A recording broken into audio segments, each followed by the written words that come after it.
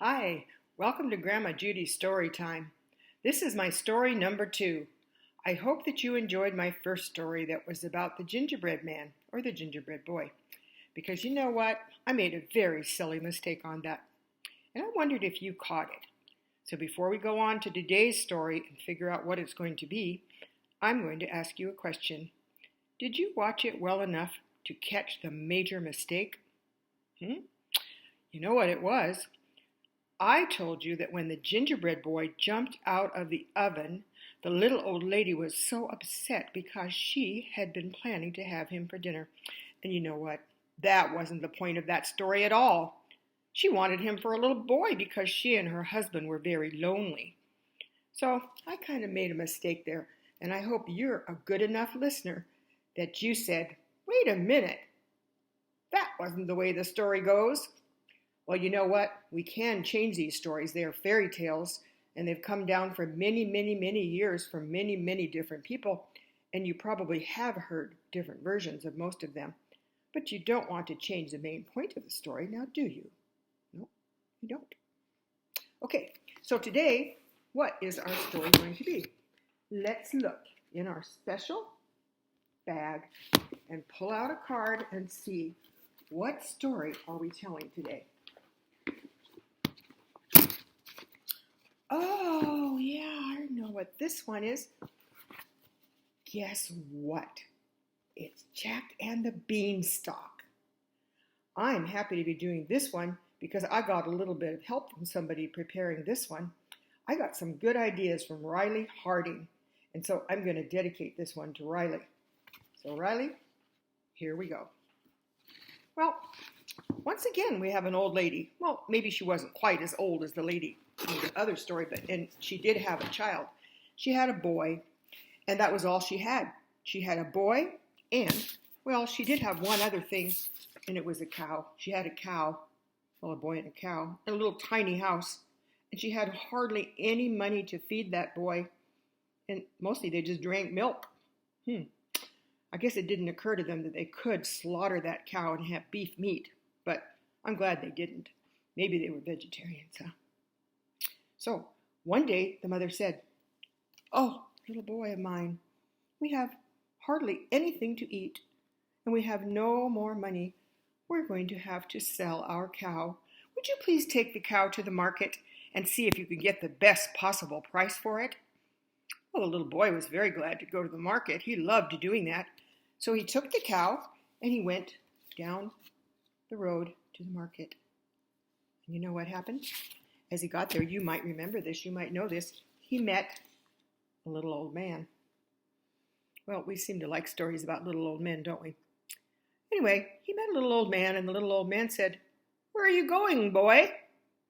"Oh, I'm going to the market because, you know, I'm going to be selling this cow because we need some money so we can eat." The little man said, "Sell the cow? You won't get very much money for that cow, but you know what? I have something worth a lot of money, and I will trade you that cow for some magic beans." Magic beans? Wow. Jack was kind of interested in that. He'd never heard of magic beans. So he said, "Oh, okay. Well, it's a deal. It's a deal. I'll give you the cow and you give me the magic beans." So he went on home, and his mother said, "How much money did you get for the cow, Jack? I see the cow is gone. How much money did you get for her?" Jack said, "Mom, I made a much better deal than that. I got a whole handful of magic beans." "What? Magic beans? You foolish boy! I never heard of such a thing. There's no beans that are magic, and besides that, they're not worth a thing. Ha! Give them to me." And she threw them out of the window. And they went right out onto the yard. And she said, "You have been a very naughty boy and a very foolish young man. You go to bed without any supper." Now, when you get punished, you probably have to go to your room for a little while. And maybe you can't even use your iPod. Or maybe you can't play any video games. But, you know, in the old days, if you were naughty, you got sent to your room without anything to eat. Well, they didn't have anything to eat anyway, so I'm not sure it really mattered. Anyway, Jack went and he felt so bad. He fell asleep, and dreamed all night, probably had nightmares about how they were probably going to starve to death. You know, I'd have nightmares like that, wouldn't you? Then when he woke up in the morning, though, he looked out of the window, and do you know what he saw? Oh, you didn't know? Well, that's okay. It's okay to know. He saw a magic beanstalk. And up at the top of the magic beanstalk, as far up as you could see, there was a castle. Do you see that castle up there? Well, he was a curious young man, and of course, he had never, ever seen a beanstalk like that before. I mean, it even had a lot of beans on it, so if nothing else, they could just have some beans off of there, and they'd at least have something to eat. But he didn't want the beans. He was adventurous, and he wanted to know what on earth could be up in a castle in the beanstalk. I mean, you would wonder about that too, wouldn't you? Yeah, you would. I sure would. I love this story. So he got up and he went up the beanstalk, and it was huge. It went up, it took him forever. Just went up as far as you could see. And he climbed and he climbed and he climbed. And when he got there, he knocked on the door. Well, a lady came to the door and she said, "Who are you?" "Why, I'm Jack, and I've been climbing for the longest time, and I'm very hungry. Could I have something to eat?" "Well, I am the giant's wife, and the giant does not like children, and especially does not like English children." He was an English child. That means he lived in England.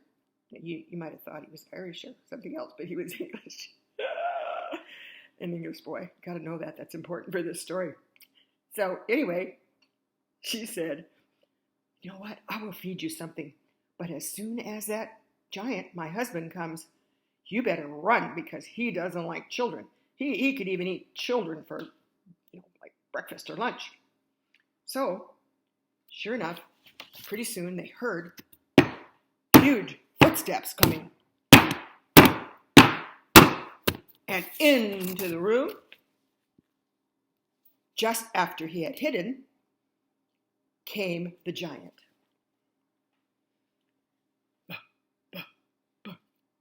And he said, "Fee-fi-fo-fum, I smell the blood of an Englishman." And the little wife said, "Oh, I don't think so. I don't think there's any Englishmen around."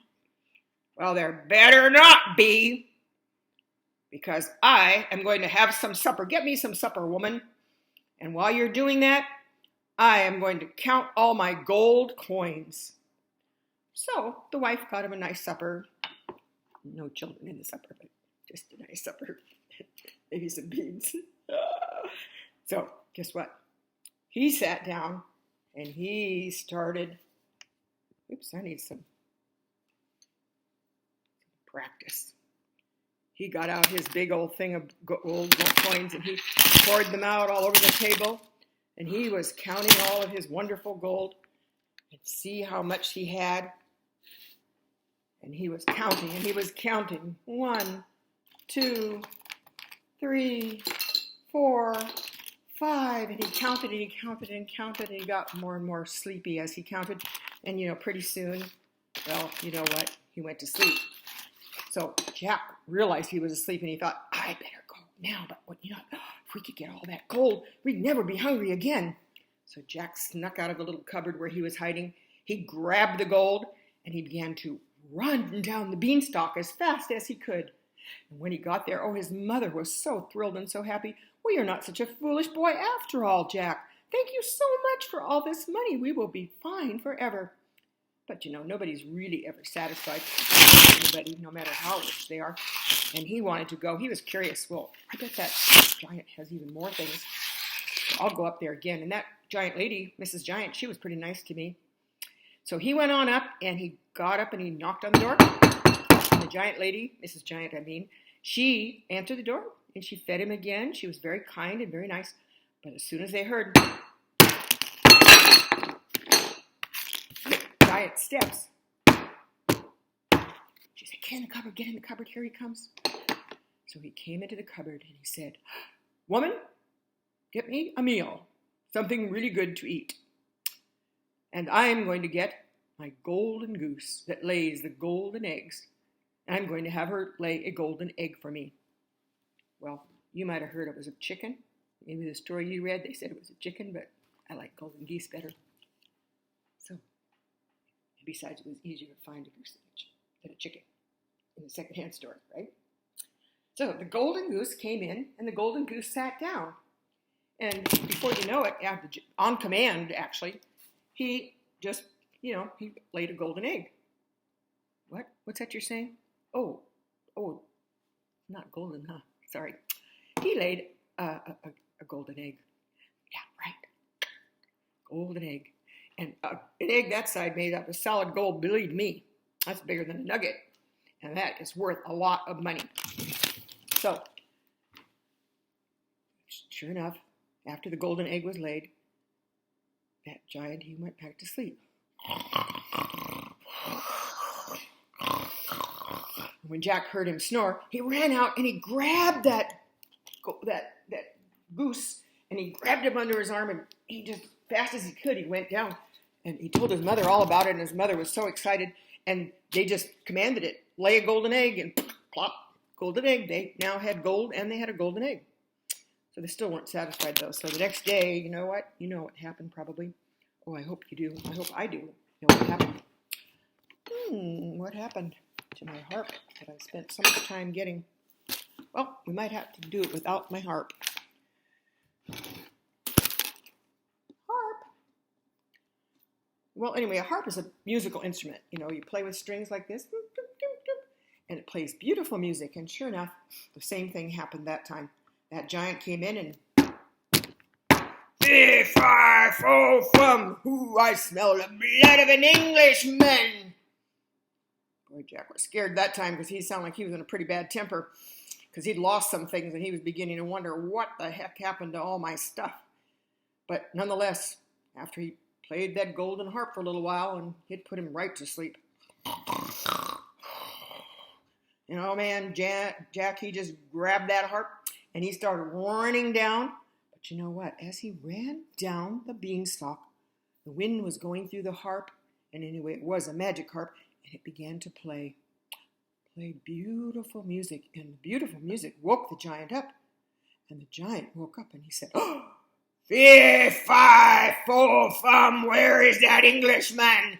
And he looked down and he saw Jack running, and he began to run after him. And you know what? I was thinking that we could have a better giant, maybe. I don't know. We'll see how this works for just a minute.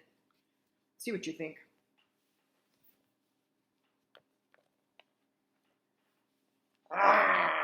Fee, fi, fo, fum. I'm going to get you, you Englishman. He ran after him, flapping his awful hands at him and trying to catch him and trying as hard as he could to keep up with him and get on down there as fast as he could. Well, it didn't look as much like a giant, more like some kind of weird bear or something. But anyway, it was fun, right? So Jack got down there. He was, enough ahead. He ran out screaming, "Mom, Mom, the giant's after me. Grab an axe. Let's chop down that whole big old beanstalk." So they grabbed the axe. She had two, and they both grabbed one, and they whack, whack, whack, whack, whack. And sure enough, that beanstalk just tumbled down with such a thunder that huge giant, he was so heavy, he fell right into the ground to make a big old hole. And that was the end of that. And they were very rich. And you know what? I have some questions about this story, and I want to know if you have any too. Well, I mean, we know there aren't any really giant beanstalks, but, you got to stretch the imagination on that one, right? Well, what happened to that little old lady? She was pretty kind. And, she was nice to him. So, I think we should make up our own ending, don't you? And my ending would be that she managed to just when the beanstalk was, down, she managed to kind of slide off. And she and the woman with the little boy, well, they became really good friends. Don't you think that's a better ending to the story? Well, I do. And I hope you've enjoyed Grandma Judy's Story Time.